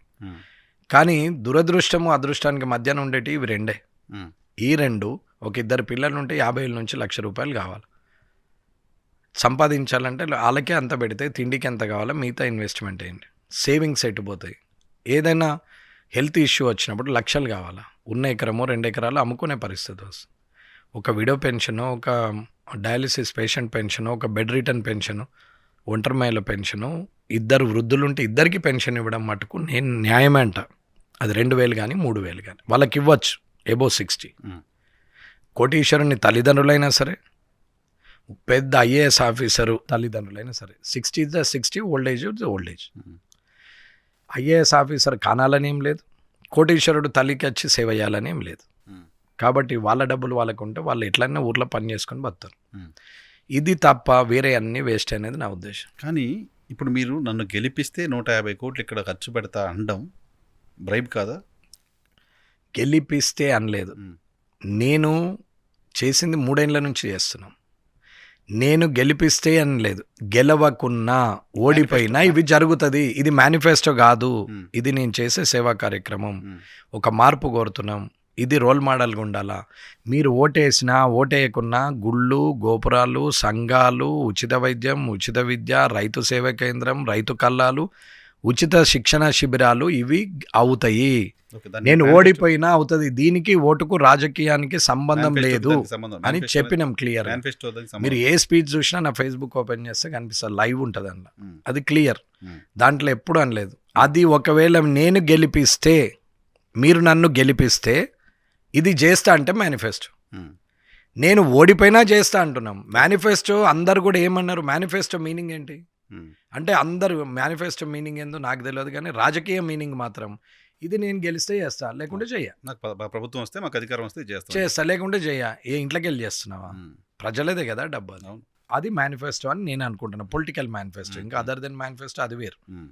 కానీ నేను అదే అనలేదు కదా. మీరు గెలిస్తే అనే కండిషన్ కాదు. గెలిస్తే కాదు, ఓడిపోయినా దీనికి రాజకీయానికి సంబంధం లేదన్న సేమ్ ఇప్పుడు నేను చెప్పిన డైలాగే మీరు కట్ చేసుకొని నా ఫేస్బుక్లో చూడండి, అది ఇది సేమ్ ఉంటుంది. సాయంలో ఒక్క వర్డ్ కూడా పొల్లు ఉండదు. ఉమ్, ఇకపోతే నేను ఎందుకు వచ్చినా, మరి ఈడికి వచ్చి నేను ఎందుకు అడుగుతున్నా, ఇంతమందిలో మీటింగ్ ఎందుకు పెడుతున్నా అంటే, నేను రాజకీయ నాయకునిగా నిజాయితీగా ఉంటా, డోర్ సర్వీస్ చేస్తా, కరప్షన్ ఫ్రీ జోన్గా కామారెడ్డిని వస్తా, అవినీతి రహిత నియోజకవర్గంగా వస్తా, ₹1 నాకు అవసరం లేదు. మీరు నన్ను నమ్మితే పువ్వు గుర్తు కోటేసి ఆశీర్వదించండి, ఉమ్, ఆలోచించుకొని నిర్ణయం తీసుకోండి. ఆఖరికి ఈడ కూడా ఓటు అడగలేదు. ఉమ్, ఇది నేను వాళ్ళని ఆలోచింపే ధోరణిలో మాట్లాడినాం, కానీ నేను ఇన్ఫ్లుయెన్స్ ఫోర్సేబుల్ చేయలేదు. ఓకే, సో మీ మొత్తానికి మీ విజయం అనేది సైంటిఫిక్గా రీసెర్చ్ చేయాల్సిన నియోజకవర్గం డెఫినెట్గా. రీసెర్చ్ అనేది అంటే కూడా public- అవసరం లేదన్న, public- దాని మీద పిహెచ్డి కూడా అవసరం లేదు. సింపుల్. పబ్లిక్లో మొత్తం పర్సెప్షన్ ఎలా ఉండిందంటే, ఇప్పుడు ఓడిపోయిన పార్టీ చేసుకుంటున్న అనాలిసిస్ కానీ, గెలిచిన పార్టీ చెప్తున్న మాట కానీ అక్కడ సరిగా పంచలేకపోయాం. అక్కడ డబ్బులు పొలిటికల్ ఎక్కువ సర్వే అంటారు కదా, నేను ఒక పొలిటికల్ సర్వే గురించి చెప్తాను. పొలిటికల్ సర్వే అంటారు కదా, పొలిటికల్ సర్వే 2,50,000 ఓటర్స్ ఉంటే 2,50,000 మందిని అడిగి డీటెయిలింగ్ ఇవ్వమనండి, నేను ఒప్పుకుంటుంది. 2,000 3,000 తీసుకొని నువ్వు శాంపుల్ తీసుకొని 1000 మందికి 100, 1,00,000కు 100 ఇట్లా తీసుకొని దాన్నే ఫైనలైజ్ చేయడం ఏంటంటే ఏం సర్వే అది? ఇది ఒకటి వ్యాపారం, ఉమ్, ఇదో బిజినెస్. ఉమ్, అన్ని టీవీలు సర్వేలు అంటాయి, అవును. పొలిటికల్ స్ట్రాటజీ అంటారు, ఉమ్, పొలిటికల్ అనాలిసిస్ట్ అంటారు, ఉమ్, విశ్లేషకులు అంటారు. ఉమ్, ఏసీ రూమ్లో కూర్చుంటే ఏం విశ్లేషకులు అని నాకు అర్థం కాదు, అంటే తప్పు. కానీ ఫీల్డ్లో తిరిగి మాట్లాడు. ఉమ్, ఫీల్డ్లో తిరిగి మాట్లాడితే ఒక్క కాన్స్టిట్యున్సీలో నువ్వు పూర్తి నిర్ణయం తీసుకోవాలంటే కనీసం 3 నెలలు పడుతుంది. అవును. ఓన్గా ఒక్కడివే తిరిగితే సంవత్సరం పడుతుంది. మరి 119లో ఎట్లా డిసిషన్ చెప్తావు? ఉమ్, ఇదంతా ఒక మ్యానిపులేషన్. ఉమ్, ఏమన్నా అనుకొని వెళ్ళినాను, వీడేంది ఇట్లా మాట్లాడుతున్నాడని అనుకున్నా. సరే, ఇదొక మ్యానిపులేషన్ అని చెప్తున్నా. ఓకే, పూర్తిగా నువ్వు నిజంగానే 2,50,000 ఓటర్లు ఉంటే 2,50,000 మందిని కలిసి మాట్లాడు. ఒపీనియన్ తీసుకుంటే అప్పుడు అప్పుడు నీకు నిజం వస్తుంది. ఉమ్, కానీ నువ్వు శాంపుల్ టెస్ట్ చేసుకుంటే ఇదేంటండి అంటే 100 మందిని తీసుకొని బ్రైబు కరప్టెడ్ పీపుల్ అంటే ఎట్లా? సో సర్వేలు నమ్మాలి. ఒకవేళ అదృష్టం దురదృష్టం నువ్వు పోయిన టైంకు అక్కడ ఉన్నటువంటి వ్యక్తులలో కొందరు ఏదో అశుభమో శుభమో కార్యానికి వెళ్ళిపోయారు. కరెక్ట్గా ఒకటే పార్టీకి సంబంధించిన వాడు ఉన్నాడు అనుకో, 10 శాంపుల్ వాళ్ళే అవుతాయి కదా. ఇదేం పద్ధతి మరి? ఇది ఏమన్నా అంటే వాటి శాస్త్రీయత పైన చాలా అనుమానాలు ఉన్నాయి చాలా మందికి. చాలా అనుమానాలు ఏం లేదు, అవన్నీ తప్పు. వ్యాపార పద్ధతి, రాజకీయ ఖర్చు, అది ఒక ఎంప్లాయ్మెంట్. 101%. సరే, డబ్బు అందరూ సంపాదించాల్సింది కాదంటలేను, కానీ ప్రజా జీవితం మీద సంపాదించొద్దు అని చెప్తున్నాను. మీ కష్టం మీద ఇప్పుడు మీరు స్టూడియో పెట్టుకున్నారు, మీ కష్టం మీద మీరు ఏదైనా చేసుకోండి, ఏదైనా పని చేయండి. కానీ ఫైనల్గా ఏంటి, ఎథిక్స్ ఏంటి, వాస్తవాలను బయటకు తీయడం. వాస్తవాలను బయటకు తీయాలంటే ఏం చేయాలనేది కూడా ఇంపార్టెంట్ ఉంటుంది. అడ్వర్టైజ్మెంట్ ఉంటుంది మధ్యలో, అది అది అది వ్యాపారం, దానికి తప్పు లేదు. కానీ ఉన్నది లేనిది ఉన్నట్టు అది రాంగ్ అని చెప్తున్నాను. రైట్, మీకు వచ్చిన బెస్ట్ కాంప్లిమెంట్ ఏంటి, అభినందనలు ఏంటి? మీరు వైసీపీలో పనిచేశారు, కాంగ్రెస్లో పనిచేశారు, బీజేపీ నుంచి ఎమ్మెల్యేగా విజయం సాధించారు. ఎవరు ఫోన్ చేసి చెప్పిన మాట చాలా బాగా అనిపించింది మీరు గెలిచిన తర్వాత విష్ చేయడం? అదే, ఎవరు ఫోన్ చేయలేదు. అట్లా ఫోన్ చేసి అందరూ కంగ్రాచులేషన్ చెప్పారని ఫోన్ మాట్లాడే పరిస్థితి లేదు. జనం వచ్చి డైలీ 1000 మంది కలవడం, స్టేట్ మొత్తం మంది రావడం, అదంతా సంతోషమైన విషయం. అదర్ స్టేట్ల నుంచి మెసేజ్లు వచ్చినాయి. But central ministers, all CMs, మంచి మంచి సెలబ్రిటీస్, అంటే వాళ్ళందరూ కూడా, పొలిటీషియన్స్ అందరూ కూడా నాకు కంగ్రాట్ చేయడం అనేది ఐ రిమెంబర్. ఇంకా లైఫ్లో కూడా ఇటువంటి ఆపర్చునిటీ మళ్ళీ దొరుకుతుందో లేదో కూడా తెలియదు. అలా అందరు కూడా ట్వీట్ చేయడం చాలా హ్యాపీగా అనిపించింది. అమిత్ షా గారు, మోదీ గారు, అందరూ ఆల్మోస్ట్ అందరూ కూడా చెప్పారు. ఈవెన్ ప్రతిపక్ష నేతలు కూడా చెప్పడం, ఇవాళ అసెంబ్లీలో కాంగ్రెస్ వాళ్ళు కూడా నాతో ఫోటో దిగడం. ఇట్స్ అవునా? రేవంత్ రెడ్డి గారు ఆయనని కాదు, ఆయన కనపడ్డారు ఈరోజు. మీరు ఓటమి తర్వాత ఈరోజు ఫస్ట్ టైం కనపడినట్టున్నారు. మేమిద్దరము ఫేస్ టు ఫేస్ అయింది ఫస్ట్ టైం, ఇదే ఫస్ట్ టైం. నేను ఇప్పటివరకు ఆయన నాకు ఇప్పటివరకు కనపడలేదు, నేను ఎవరిని చూడలేదు. నేను ఆయనతో డైరెక్ట్గా ఎప్పుడూ కనపడలేదు. ఆయన 2001లో వచ్చాడు, నేను 99లో వచ్చాం. ఆయన ఫాస్ట్ గ్రో అప్ అయింది, మనకు టైం పట్టింది. కానీ ఏది ఉన్నా ఏమన్నారు ఆయన ఇవాళ ఏం లేదు, నేను ఆయన ముఖ్యమంత్రి, ఆ పోస్ట్కు విలువ ఇవ్వాలా. మోర్ ఓవర్ నా దగ్గర కాంటెస్టెడ్ పర్సన్, నేను ఆ రెస్పెక్ట్ ఇవ్వాలి. ఇప్పుడు కేసీఆర్ గారు హాస్పిటల్లో ఉంటే నేను వస్తానని ఫోన్ చేశాను, టైం ఇవ్వలేదు. ఇస్తే పోతాము, ఇవ్వనప్పుడు ఏం చేస్తాం. నాకు తెలిసి ఇప్పుడు నా మనసులో గిల్టీ లేదు. నేను ఆయన పెద్ద ఆయనని కలవాలనుకున్నా, పోయాను. రాజకీయంలో తప్పొప్పులు లెక్క పెట్టడం వేరు, ఎలక్షన్ వేరు, క్యారెక్టర్ వేరు. వయసుకు మర్యాద ఇవ్వాలి. ఆయన మాజీ ముఖ్యమంత్రి, ఆయన హ్యుమానిటీ పరంగా పోయి కలవాలి కట్టేసేసేక్. నేను ప్రయత్నం చేశాను, అపాయింట్మెంట్ దొరకలేదు, వదిలేసాము అంతే. ఇంకా దాని గురించి పెద్ద లాగాల్సిన అవసరం లేదు. రేవంత్ రెడ్డి గారు ముఖ్యమంత్రి కాబట్టి వెళ్ళినాం. నా స్పీకర్ గారికి పెట్టిన తర్వాత ఆయనకు పోయి నమస్తే పెట్టినాం, చెప్పినాం, కలిసినాం. కలుద్దామన్నా రండి ఛాంబర్కి అన్నారు, వస్తానన్నా అని చెప్పినాం. అందరు మంత్రులను గాలించుకుంటూ పోయినాం. అందరు కాంగ్రెస్ వాళ్ళే, నాకు పాత వాళ్ళే, అదేం లేదు. కానీ ఇవాళ గుర్తింపు కారణం భారతీయ జనతా పార్టీ. డెఫినెట్గా. కాబట్టి భారతీయ జనతా పార్టీ మళ్ళీ జీవితాన్ని ఇచ్చింది. ఇప్పుడు నేను వ్యక్తిగా అందరితో మనిషిగా మాట్లాడతాం, కానీ పార్టీ పరంగా తీసుకోవాల్సిన నిర్ణయాలు వచ్చినప్పుడు పార్టీకినే ఒబే చేస్తాం.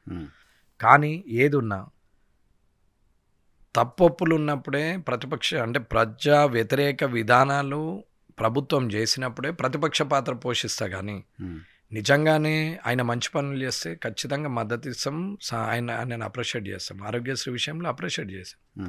మహాలక్ష్మి విషయంలో కూడా ఆడవాళ్ళకు ఆ ఫెసిలిటీ ఇవ్వాల్సిందే. కానీ at the same time auto డ్రైవర్లకు కూడా ఇబ్బంది అవుతుంది, ఆటోలు కొన్న వాళ్ళకి ఇబ్బంది అవుతున్నదని గొడవలు అవుతున్నాయి, అది కూడా చూడాలా, ఆల్టర్నేట్ సోర్స్ చూపించాలా. రెండోది ఆర్టీసీకి నష్టం రాకుండా ఇంకొక రకంగా ఎట్లాగా ఆదాయం పెంచవచ్చు అనేది కూడా ఇన్కమ్ జనరేషన్ చేయాలి. ఒక దిక్కు ఎక్స్పెండిచర్ అవుతున్నప్పుడు ఇంకొక దిక్కు ఇన్కమ్ జనరేట్ చేయాలా. ఆ పూర్తి ఆలోచించే స్కీములు పెట్టి ఉంటాడని అనుకుంటున్నాం. మైనస్లో ఉంది, అప్లలో ఉంది అని మాట్లాడినటువంటి లీడర్లే ఇవాళ పోటీ చేసి మేము ఆ ప్రభుత్వం వస్తే ఇట్లా చేస్తాం అట్లా చేస్తామని చెప్తున్నాం, నాతో సహా. ఎవరి విజన్ వాళ్ళకు ఉండాల్సిందే. ఆ విజన్ రైట్ వేలో ఉండాలా, అది పాసిబిలిటీకి దగ్గరగా ఉండాలా, రియాలిటీకి దగ్గరగా ఉండాలా. సో మీరు పొలిటికల్గా ఇంత స్ట్రాంగ్ అవ్వడానికి, మీ క్యారెక్టర్ బిల్డ్ అవ్వడానికి పొలిటికల్గా, మెంటల్గా ఓ పర్టికులర్ పాయింట్ని పట్టుకొని దాని మీద ఇంతకాలం నిలబడి 24 సంవత్సరాలు వెయిట్ చేయటం, అసెంబ్లీకి వెళ్ళడం కోసం అని చెప్తున్నారు మీరు. అదే సాటిస్ఫాక్షన్ ఉన్న. ఎవరు మీకు ఇన్స్పిరేషన్? ఎవరు మిమ్మల్ని అలా? చాలా మంది ఉన్నారు. ప్రతిదీ కూడా నేర్చుకోవడం అనేది ఇంపార్టెంట్. ఇప్పుడు మా నాన్నగారు ఉన్నారు. మా నాన్నగారు అంటే నాకు పడదు నిజంగా కూడా. ఎందుకు పడదు అంటే 20 ఏళ్ళ వయసు వరకు ఇంట్లో కనీసం కూర్చుండడానికి కుర్చీ లేదు. అందరి ఇళ్ళల్లోనేమో టీవీలు ఉంటాయి, ఫ్రిడ్జ్లు ఉంటాయి. మా ఇంట్లో కనీసం కుండల నీళ్ళు తాగుడే, ఇంకా పురుగుల మధ్యన అన్నం తినడం, ఊరవతలు ఉండడం. ఏం లైఫ్, ఫ్యాన్ లేదు, కుర్చీ లేదు అనుకునేవాడిని. కానీ 20 ఏళ్ళ తర్వాత 20 ఏళ్ళ వచ్చినప్పుడు నేను బిజినెస్ కోసం బయటకు వెళ్ళినప్పుడు, కాంట్రాక్ట్లు చేస్తున్నప్పుడు ఒక పెద్ద పెద్ద అఫీషియల్ దగ్గరికి, సూపరింటెండెంట్ ఇంజనీర్, ఎగ్జిక్యూటివ్ ఇంజనీర్ దగ్గరికి వర్క్ల కోసం అయినప్పుడు, ఎక్కడ మీరు అని అంటే నిలబెట్టి మాట్లాడుతుండే. ఎక్కడ మీరు అంటే కామారెడ్డి అంటే, దేవరాజు రెడ్డి గారు తెలుసా మీకు అని అడుగుతుండే. మా నాన్నగారు అని, అరే మీ నాన్న అని లేచి కూర్చేసి, కూర్చో బాబు అని చెప్పి కూర్చుండబెట్టి టీ తాగిపించి, మీ నాన్నగారి పుణ్యమేనమ్మా ఇలా నేను ఈ స్థాయిలో ఉన్నది, ఆయన ఇచ్చిన ఉద్యోగం ఇది, ఆయన పెట్టిన అన్నం ఇది అని మాట్లాడావు. అప్పుడు రియలైజేషన్ స్టార్ట్ అయింది. అరే సింప్లిసిటీకి ఇంత వాల్యూ ఉంటుందా, కరప్షన్ చేయకపోతే ఇంత వాల్యూ ఉంటుందా, బయట వాళ్ళకి అన్నీ ఉన్నాయి మనకేం లేదని అనుకున్నాం కదా అని చెప్పి మెల్లగా టర్న్ అవుతూ వచ్చినాం. ఆ తర్వాత ఆయన కాన్సెప్ట్ నాన్ కరప్షనే, నా కాన్సెప్ట్ నాన్ కరప్షనే. కానీ ఆయన ఏమిది ఎదిరించేవాడు కాదు, నేను ఎవడన్నా ఆరోపణ చేస్తూ ఊరుకునేవాడిని కాదు. ఇది రెండే తేడాలు తప్ప వేరేది ఏమీ లేదు. అంత కామెడీ పాపన్న వాడబోతాడు అనేది ఆయన ఉద్దేశం. అట్లెట్లా వదులుతామని నా ఉద్దేశం, అంతే తప్ప గోల్ ఈజ్ సేమ్. కాబట్టి ఆయన ఇన్స్పిరేషన్ ఫస్ట్, హానెస్టీకి, సిన్సియారిటీకి. ఎన్టీ రామారావు గారు ది బెస్ట్ సీఎం ఇవాళకి కూడా. As and today now NT Rama Rao గారు ఈజ్ ద బెస్ట్ సీఎం. సరే అట్లని రాజశేఖర రెడ్డి గారు ఫేవరెట్ కదా, మరి ఆయనను మీరు కాదంటారా అంటే, ఆయన దగ్గర 70% మంచి పనులున్న ఒక 30% అవి ఇవి ఇబ్బందికరమైనటువంటి నిర్ణయాలు తీసుకోవడం జరిగింది. లైక్ అంటే విఆర్ఏలను ప్రమోట్ చేయడం అనేది, చదువు రాకున్నా కానీ వాళ్ళని పే విలేజ్ స్కేల్కి సెక్రటరీగా తీసుకొస్తాం, పెట్టినట్టు. పే స్కేల్కి తీసుకొస్తాం విఆర్ఓలుగా అనేది, అది కరెక్ట్ కాదు. చదువు లేని వాళ్ళకు అది ఇస్తే రెవెన్యూ ఇబ్బంది అవుతుందన్నా నేను కూడా అన్నా. సరే కమిట్ అయిపోయినాం అనేది, ఆయన మాటిస్తే వెనక్కి వచ్చే వ్యక్తి కాదు. అట్లాంటి 108 excellent, fee reimbursement excellent, Aarogyasri excellent, foreign loans excellent. వాళ్ళ మామూలు వ్యక్తి కైకిలు పోయేటోళ్ళు కూడా ఇవాళ అమెరికాలో ₹1,00,00,000 ప్యాకేజ్లో ఉన్నారు. వాళ్ళ ఇవాళ విలేజ్లల్లో యూత్ లైఫే మారిపోయింది వీటితో. మళ్ళీ 10 ఏళ్ళ నుంచి వచ్చి ఊర్లలోనే ఉంటున్నారు, అది వేరే విషయం. ఇప్పుడు కేసీఆర్ గారు కూడా ఉన్న తెలివిలో ప్రాపర్ వేలో పోతే ఆయనను కదిపేవారు కూడా లేరంట. చంద్రబాబు నాయుడు గారు చేయడం వల్ల మనం ఇవాళ హైదరాబాద్కు రూపం వచ్చింది. ఇవాళ హైటెక్ అంటే కంప్యూటర్ సైన్స్ అనేది ప్రియారిటీ ఉంది. ఆల్ ఓవర్ వరల్డ్ ఇండియన్స్కి ఉన్న క్రేజ్, అందులో కంబైన్డ్ ఆంధ్రప్రదేశ్ పీపుల్కి ఉన్న క్రేజ్ ఎవరికి లేదు. అది ఆయన గొప్పతనం కాదన్నట్లు. ఆయన రైతులను మర్చిపోవడం ఆయన బ్యాడ్ లక్ అంత. ఇట్లా ముఖ్యమంత్రిగా ఉన్న రాజశేఖర రెడ్డి గారితో ఎంతకాలం ఈ జర్నీ? 2004 నుంచి 2009 వరకు, 9 అంటే ఆయన చనిపోయే వరకు జర్నీ ఉంది. ఆ తర్వాత మనం అది తెలిసిందే స్టోరీ, అటు ఇటు అయ్యాం. ఏది ఉన్నా అన్న, ఒక ముఖ్యమంత్రి ఒక ప్రధానమంత్రి ఏదైతే మంచి స్కీమ్ పెడతాడో ప్రజలకు, దాన్ని నెక్స్ట్ గవర్నమెంట్ కంటిన్యూ చేయాలి. అది ఆయన పెట్టిండు కదా, ఆయనకే పేరు వస్తుంది అంటే తప్పు. బస్సుకు డ్రైవర్లు మారుతూ ఉంటారు, బస్సు పర్మనెంట్. డ్రైవర్ బాగా నడపలేడు అనేది తర్వాత విషయం, కానీ సేఫ్ జోన్లో నడిపే డ్రైవరే ముఖ్యం. ఇప్పుడు ఆంధ్రప్రదేశ్లో అమరావతి చంద్రబాబు నాయుడు గారు మొదలుపెట్టారు, జగన్మోహన్ రెడ్డి గారు వచ్చి ఆపేశారు అనేది బాగా నడుస్తుంది. దాని మీద మీ కామెంట్ ఏంటి? నా ప్రజల్ని కన్ఫ్యూజన్ చేసే ప్రోగ్రాంలు ఇద్దరు చేయడం తప్పు అని నేను అంటున్నాను. ఎవరు చేశారు? ఇద్దరు. ఈయన ఇది పెట్టాడని, ఈయన ఇది మార్చేస్తా అని చెప్పి ఆయన రేపు పొద్దున పోతే మళ్ళీ అది మారుస్తాను ఈయన అంటాడు, నెక్స్ట్ అదే వస్తుంది.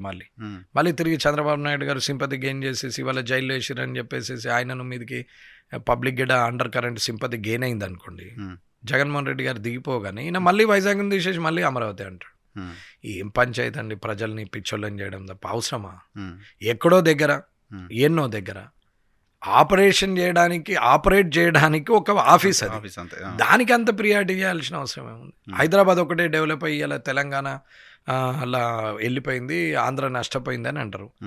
అనంతపురం ముందట తెలంగాణ ఎంత, కర్నూలు ముందట తెలంగాణ ఎంత, చిత్తూరు ముందట తెలంగాణ ఎంత, కడప ముందట తెలంగాణ ఎంత? అసలు మన దగ్గర జిల్లాలు అంత పెద్ద ఏవి ఉన్నాయి? ఒక్క వరంగల్ తప్ప, అది హనుమకొండ కలిస్తే. మహబూబ్నగర్లో కూడా ఏముంది? మహబూబ్నగర్లో కూడా అసలు ఏముంది? అక్కడ కూడా ఆదిలాబాద్ కూడా పెద్ద ఉంటుంది, ఏముంది అన్న? వైశాల్యం అనట్లేదు, వెల్త్ అక్కడ కనపడే ఇన్ఫ్రాస్ట్రక్చర్ చెప్తున్నాం. ఏముంది? పోనీ తెలంగాణ నష్టమైందని అందరూ అంటారు. సరే తెలంగాణ ఎన్విరాన్మెంట్కి మించి రాయలసీమలో ఏముంది, ఆంధ్రలో ఏముంది? సఫికేషన్ తప్ప. ఒక్క 3 నెలలు 4 నెలలు ఆంధ్రాని చూడముచ్చడగా ఉంటుంది. ఆ తర్వాత 8 నెలలు ఉండాలంటే అంతా హైదరాబాదే దెంకొచ్చే పరిస్థితి. అక్కడ ఏమైంది? రాయలసీమలో ఇప్పుడు వేడికి తట్టుకోలేని పరిస్థితి అన్న. ఒక్కొక్క దగ్గర ఒక్కొక్క ఫెసిలిటీ ఉంటుంది, అది కలిసి ఉన్నప్పుడు కంబైన్ షేర్ చేసుకునే పరిస్థితి వస్తుంది. కానీ విడిపోయేసరికి అది ఇబ్బందిగానే మారుతుంది. అవసరాన్ని బట్టి రాజకీయ అవసరాలకు విడిపోవడం కల్లా ప్రజా ఉపయోగాల రీత్యా విడిపోవడం కరెక్ట్. కానీ ప్రజల కోసం విడిపోయినటువంటి తెలంగాణలో ఇవాళ ఏజ్ బార్ అయిపోయి పెళ్ళిళ్ళు చేసుకోకుండా ఇంకా మూలకు పడిపోయిన యువత ఎంతోమంది ఉన్నారు. ఇలా యువత అనద్దు, అదిగా 40 ఏళ్ళు ఇది పరిస్థితి. దీనికి పశ్చాత్తాపడాల్సిందే కేసీఆర్ గారు చేసినటువంటి మిస్టేక్స్, అది నిజమే. ఇక రేవంత్ రెడ్డి గారు గత ప్రభుత్వాన్ని దృష్టిలో పెట్టుకొని ఆ తప్పొప్పులను బేరీజ్ వేసుకొని నేనేం చేయాలనేది ఆయన ఆలోచించుకుంటే సక్సెస్ కావచ్చు. తిరిగి రెండోసారి నేనే ముఖ్యమంత్రి కావాలనే పద్ధతిలో పని చేయాలి తప్ప నేనే ముఖ్యమంత్రి నేను పని చేస్తే మాత్రం ఇరుకుల పడే పరిస్థితి వస్తుంది. అన్న చివరిగా మీ టైం ఎక్కువ తీసుకోని ఇంకా సరే, నాకు మీరు పర్సనల్గా తెలుసు, అడగకూడదు ఈ క్వశ్చన్, కానీ వ్యూవర్స్ కోసం అడుగుతా. మీ భుజాల మీద ఉన్న కాషాయ కండువ 2028 వరకు ఉంటుంది, అలాగే నేను చనిపోయే వరకు ఉంటుందండి. ఆఖరి శ్వాస అంటే వరకు. ఎమ్మెల్యేల అంటే ఫిరాయింపులు డైలాగ్ ఏదో నా పేరు మీద నా మీద కాంగ్రెస్ జెండా ఉండాలా, నా మీద టీఆర్ఎస్ జెండా ఉండాలా, నా మీద కాషాయ జెండా అంటే ఉండాలా, ఆ ఫిరాయింపులు డైలాగ్ తెలంగాణలో ఫిరాయింపులు చాలా చూస్తున్నాం కదా మనం 10 ఏళ్లలో. నాకు అవసరమే లేదన్నా. ఉమ్, నేను ఏదైతే కోరుతున్నానో నా ఇంట్లో 54 ఏళ్ళుగా కోరుతున్నటువంటి అవకాశాన్ని ఇచ్చింది భారతీయ జనతా పార్టీ. నేనేదైతే కోరుకుంటున్నానో గత 24 సంవత్సరాలుగా నాకు అవకాశం ఇచ్చింది భారతీయ జనతా పార్టీ. ఆ కోరిక తీరింది కదా, నాకు ఇంకేం కావాలా? ఉమ్, నాకు భారతీయ జనతా పార్టీ రేపు పొద్దున బీజేఎల్పీ అలా, Bharatiya Janata party state president అయ్యాలి, Bharatiya Janata party నన్ను central minister అయ్యాలి, Bharatiya Janata party నన్ను ప్రధానమంత్రి చేయాలని నేను అనుకుంటే నా అంత అవలగాడు పాగలగాడు దొరకడు. ఉమ్, అది ఆశకు అంతు లేదన్న. సాటిస్ఫాక్షన్ మోస్ట్ ఇంపార్టెంట్ అని చెప్పిన ఇంతకుముందు కూడా నేను చేసిన పనులలో ఉమ్, నేను ఆత్మసంతృప్తి చెందుతున్నాను. ఉమ్, ఇవాళ నాకు ఇంతకన్నా పెద్ద గొప్ప సెలబ్రిటీ, ఇంత పెద్ద సన్మానం నాకు ఇంతకన్నా ఎక్కువ ఏం అవసరం లేదు. ఉమ్, ఒకేసారి ఎలివేట్ అయిపోయి ప్రతి ఒక్క వ్యక్తి, ప్రతి పార్టీ వాళ్ళు ఉమ్. వచ్చి నన్ను కావలించుకొని కంగ్రాట్ చెప్పే పరిస్థితి యు వచ్చినప్పుడు are the celebrity in Telangana election. ఇవాళ ఎక్కడి నుంచో వచ్చి నన్ను కౌగిలించుకుంటే, ఆలింగనం చేసుకుంటే అసలు ఏమని చేసుకోవాలి? నేను ఎవరని చేసుకోవాలి?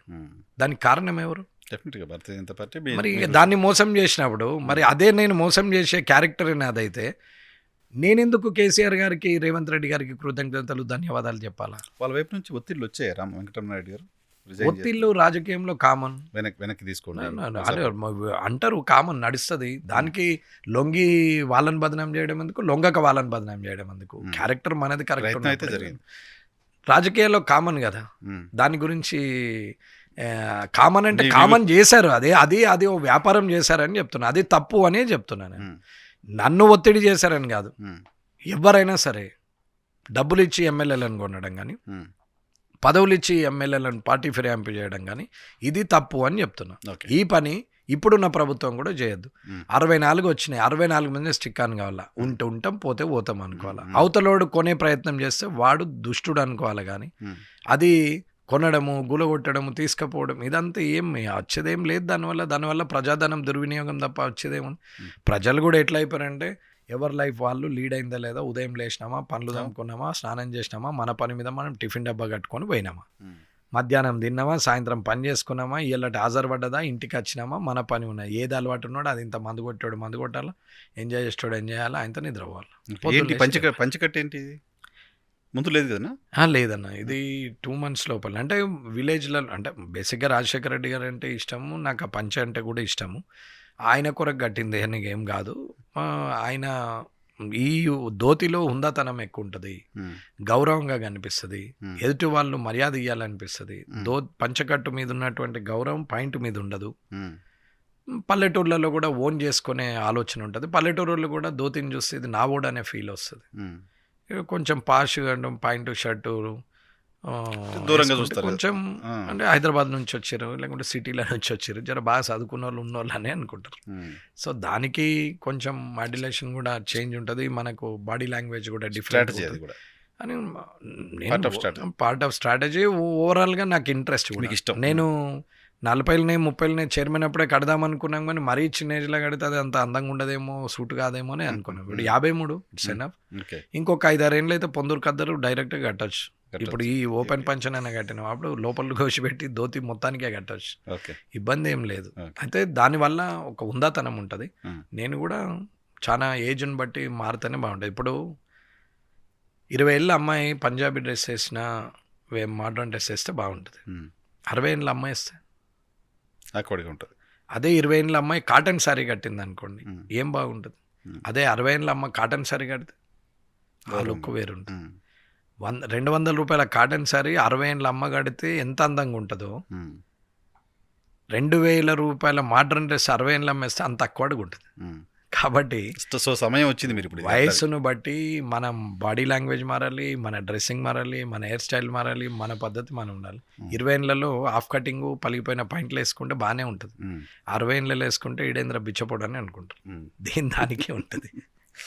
రైట్ అన్న. అయితే థ్యాంక్ యూ వెరీ మచ్ మాకు సమయం కేటాయించినందుకు. Thank you. ఇది వెంకటరమణారెడ్డి గారితో స్పెషల్ పాడ్కాస్ట్. రేపటి షోలో మళ్ళీ కలుద్దాం. చూస్తూనే ఉండండి ఈహెచ్ టీవీ.